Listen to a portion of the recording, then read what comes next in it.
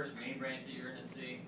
It's a pretty large trunk coming off of the anterior side of abdominal aorta, and almost immediately it will branch into 3 or 4 more right here.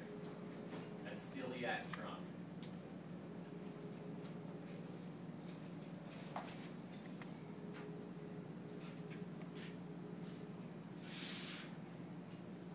Celiac trunk, just say it's right in the middle of all this star action going on.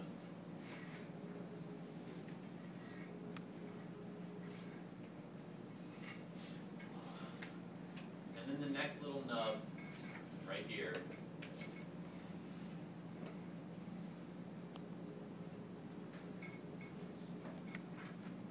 is just a nub on this model, because all of the intestines have been removed, so you can see all the blood vessels. This nub is for superior mesenteric artery. Superior mesenteric goes to small intestines.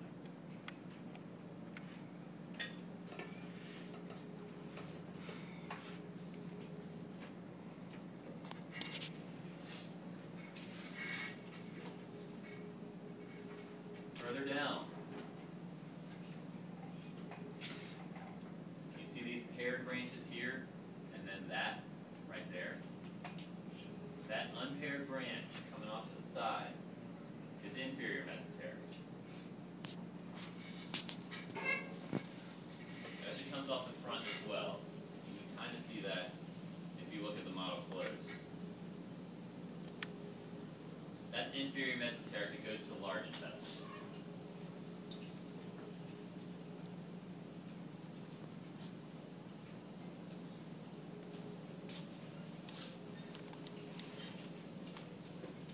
Skip back up to superior. A little bit down from superior mesenteric, you have vessels branching off on the right and left, going to the kidneys. Renal artery.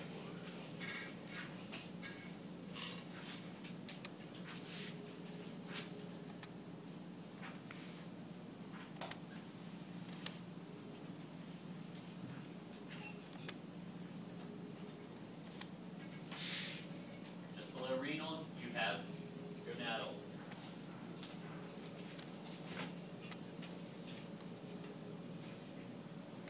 That's going to go to the nads.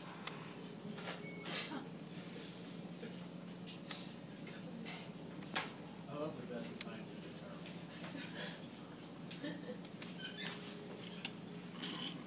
I don't think it's quite. Well, I mean, I don't know. You can get away with it. Yes. Yeah. Okay. So after gonadal, you have inferior mesenteric, and then you pretty much have nothing until you get to this branch. There are actually a lot of vessels branching off of here, but they're not depicted. Let me see if it's even on the word list. It's on the CAT though. It's going to be your iliolumbar, your lumbars, vessels like that.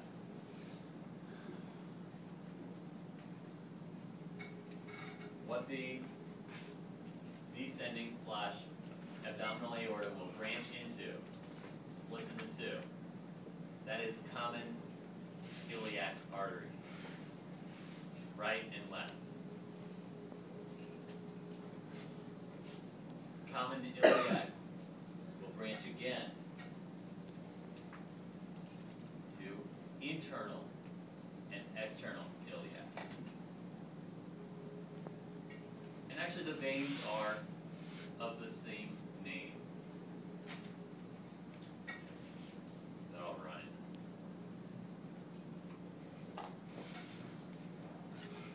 This little guy right here is caudal. you have a nice little tree going on with the cat. You'll see when we get to studying the cat. But it's a little different, the branching for this zone in the cat than it is in the human. Okay, so internal iliac, external. Once you get through the inguinal ring, through the os coxa, external iliac becomes, I'm trying to get zoomed in, this stupid camera isn't that great.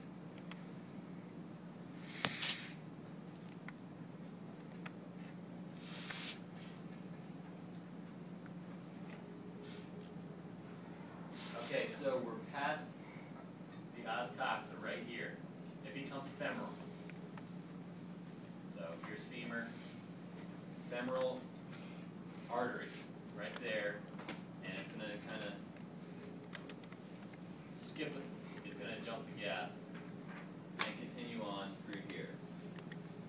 I think that they cut it so you can see all that stuff behind there.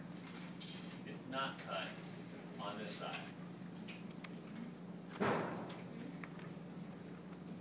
So, just past here, external iliac becomes femoral. Now, I'm not going to put a pointer on this and say, is this iliac or femoral? That's messed up.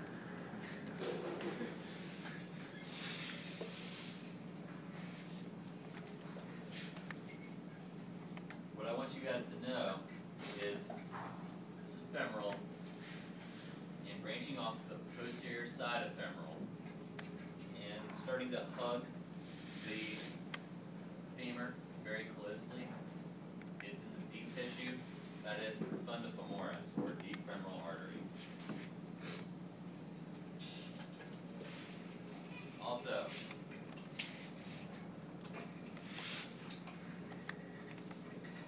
deep femoral vein will do the same thing. There's the artery, here's the vein.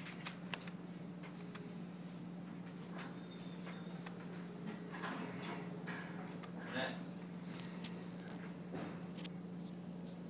this is femoral artery, right here. That's a branch that I don't really care about right now. What I'm worried about is this. The femoral artery starts to twist around towards the back side of the femur. Maybe 4 or 5 inches above the knee. It's at this point in time that it becomes the popliteal artery.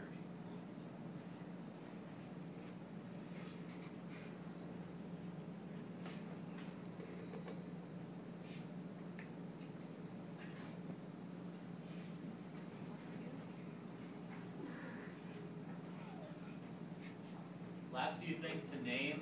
It's much more difficult on this than it is on the leg model. I would make sure to study the leg model just by itself. But I can identify anterior tibial artery.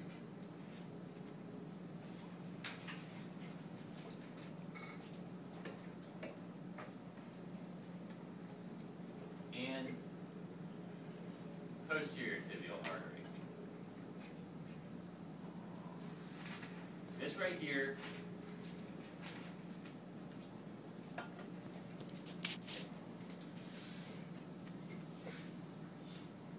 that's anterior tibial as well, and this is peroneal.